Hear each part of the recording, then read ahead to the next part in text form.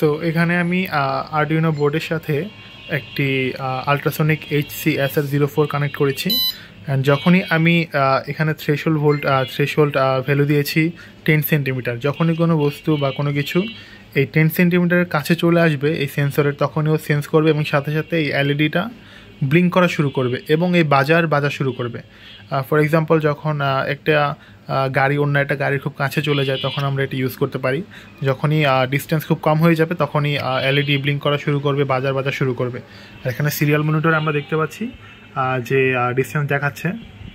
তো সাপোজ আমি এখন এই কার্ডটা ওর কাছে নিব আস্তে আস্তে, আর দেখি কি পরিবর্তন হয়। দেখুন এখন আছে 11, 12, 14 মতো। যখন আমি কাছে নিব তখনই দেখি কি চেঞ্জ হয়। আবার যখন দূরে নিব বাজার অফ হয়ে গেল।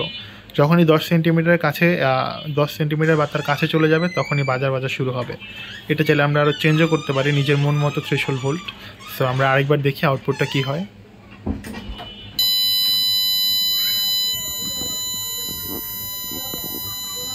আবার দূরে নিলাম।